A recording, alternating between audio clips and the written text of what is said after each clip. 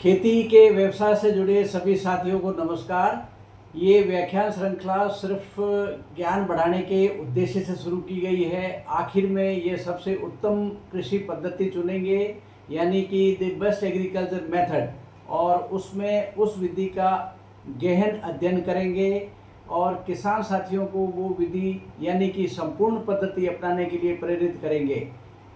उस प्राकृतिक विधि से संपूर्ण मानव जगत, संपूर्ण पशु पक्षी जगत और संपूर्ण वातावरण का कल्याण होगा। मेरा नाम तेजाराम चौधरी है और हम लोग आज खेती की अगली पद्धति के बारे में बात करेंगे। वह है एग्रो फॉरेस्ट्री, यानी कि उपयोगी जंगल के पौधों का समन्वय, खेती और उपयोगी पौधों का समन्वय। एग्रो फॉरेस्ट्री एक भूमि प्रबंधन पद्धति है। इससे पेड़ और झाड़ियाँ कृषि भूमि में एक साथ शामिल की जाती है। इसके उद्देश्य हैं जैव विविधता बढ़ाना, पारिस्थितिक तंत्र सेवाओं यानी कि इकोसिस्टम्स में सुधार करना और खेत की उत्पादकता बढ़ाना। यह एक सदियों पुरानी पद्धति है। यह कृषि और वानिकी यानी कि फॉरेस्ट का मिश्रण है, जिसमें पौधों, जानवरों और पर्यावरण के बीच लाभकारी संबंध बनते हैं। एग्रो फॉरेस्ट्री के कुछ मुख्य सिद्धांत है। पहला ये है पेड़ों का फसलों और पशुओं के साथ एकीकरण, यानी कि एक साथ होना। पेड़ और झाड़ियाँ फसल के खेत या चारागाह में लगाई जाती है। उदाहरण के तौर पर सब्जियों के बीच फलदार पेड़ लगाए जाते हैं या फिर चारागाह को जंगल का रूप दिया जाता है।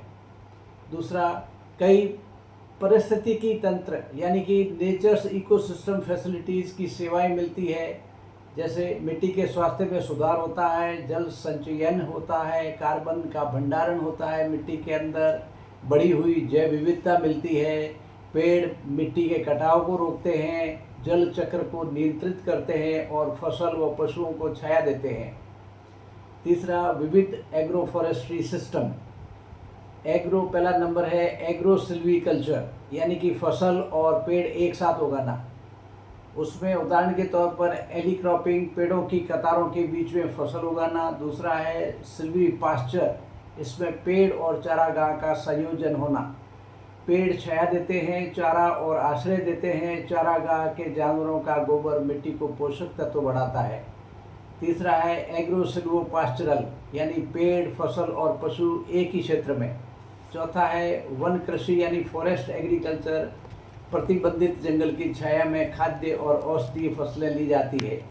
चौथा है जैव विविधता बढ़ाना, विभिन्न पौधों और जानवरों के लिए आवास बनाना, कीट, रोग और जलवायु की चरम परिस्थितियों यानी एक्सट्रीम कंडीशंस के प्रति प्रतिरोधक बनाना, पराग कण और मिट्टी के सूक्ष्म जीवों का समर्थन व सहयोग बढ़ाना। पांचवा, मिट्टी का स्वास्थ्य में सुधार बढ़ाना, और पेड़ मिट्टी का कटाव रोकते हैं, जैसे कि पोषक तत्वों का चक्र बढ़ाते हैं और जैविक पदार्थ जोड़ते हैं। लेग्यूमिनस यानी कि फलियों वाले पेड़ नाइट्रोजन फिक्स करते हैं मिट्टी में और मिट्टी की उर्वरा शक्ति बढ़ाते हैं। छठा है जल संरक्षण और जलवायु प्रभाव कम करना। पेड़ जल चक्र को नियंत्रित करते हैं, मिट्टी में जल संचयन बढ़ाते हैं और सूखा या बाढ़ की जोखिम को कम करते हैं। एग्रो फॉरेस्ट्री कार्बन अवशोषित यानी कि वातावरण से कार्बन को सोखते हैं और जलवायु परिवर्तन कम करते हैं। सातवां, आर्थिक विविधता और स्थिरता। किसान कई उत्पाद प्राप्त कर सकते हैं, लकड़ी, फल, मेवे, चारा, ईंधन इत्यादि। इससे आय के स्रोत बढ़ते हैं और आर्थिक जोखिम कम होती है। एग्रो फॉरेस्ट्री के लाभ जो हैं इस प्रकार हैं। मिट्टी के संरक्षण और उर्वरता बढ़ती है, उसमें सुधार होता है, जल का संचयन होता है, जल का संरक्षण बढ़ता है, जलवायु में चरम परिस्थितियों के प्रति लचीलापन बढ़ता है, जैव विविधता और वन्य जीवन का संरक्षण बढ़ता है, आय के कई स्रोत बनते हैं, कार्बन अवशोषण और जलवायु का संरक्षण बढ़ता है।